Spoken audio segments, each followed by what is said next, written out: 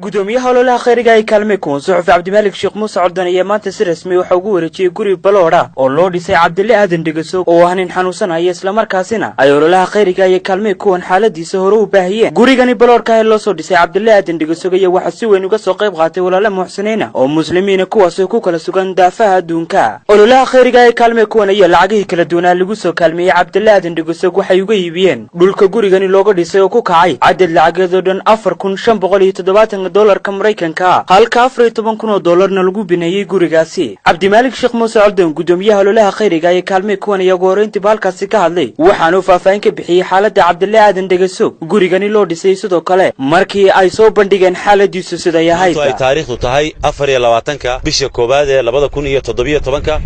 waxaanu ku wareejinaynaa cabdille aadan dhegaso guri baloodha cabdille waxa uu ahaa nin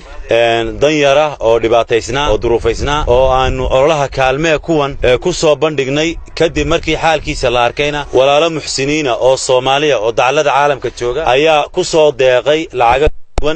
lacagahaas waxay ka yimaadeen gudaha iyo dibadda waxyaabihii aan go'aansanay waxay ka mid ahaa inaan cabdille guri u dhisno isla markaana dhaqaalaha uu leeyahay caafimaadkiisa ku daryeelo qoyska iyo isagana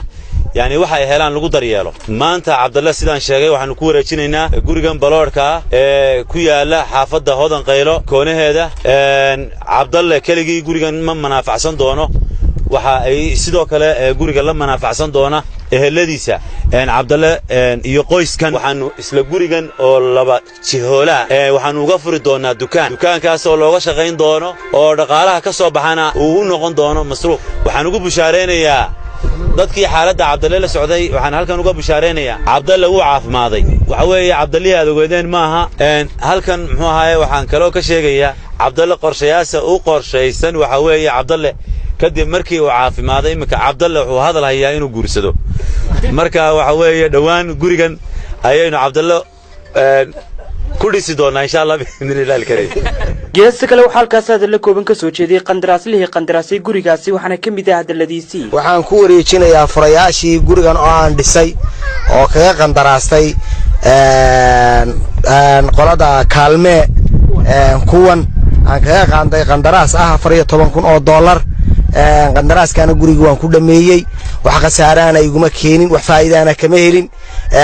runtii si fiican baan u dhisay qoladaan u dhisayna si fiican bay ula mustareexday reerkii lagu wareejinayna si fiican bay ula mustareex farayaasha aan ku wareejiyay cabdille aadan dhegaso gooninka la taakuleeyay sidoo kale walaalkii oo iyaguna halkaas hadal ka soo jeediyay ayaa waxay mahadnaq balaarin soo jeediyeen Allah subhanahu wa ta'ala ololaha kaalme kuwan iyo sidoo kale walaalaha muslimiinta ay soo taakuleeyay marka hore Ilaahay baa mahadle mar labaadka waxaan u mahad celinayaa dadkii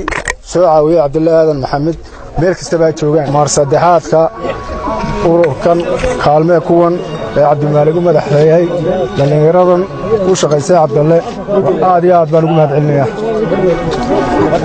gurigii noo dhamaaday baloodhka waa lagu wareejiyay cabdille aadan maxamed si wanaagsan ayay ugu dhamaaday aad iyo aad ayaa looga shaqeeyay si waxaan la gurigii noo dhamaayay si waxaan baa lagu wareejiyay farayaasha Soomaaliya la siinaya ayay ma hadda baraka la idin galiyay ma faraxsan aad iyo aad baan la wacnay wallahi waxaad ka warata cabdille waxa la yiraahdo guursanaysa maxaa ka jira waa dhab hadii Ilaahay nagu waafaqiyo waa dhab guursanaya ma diyaarisay gabadhii ha isku sawad xori ololaha khayriga ee kaalme kuwan iyo hogaamiye suxuf cabdimaalik sheekh muuse cordon ayaa olole inta badan ka qayb qaatay taakuleynta dadka danyarta ah Khalid Bakayle fogaanada Goxorta Star TV Burco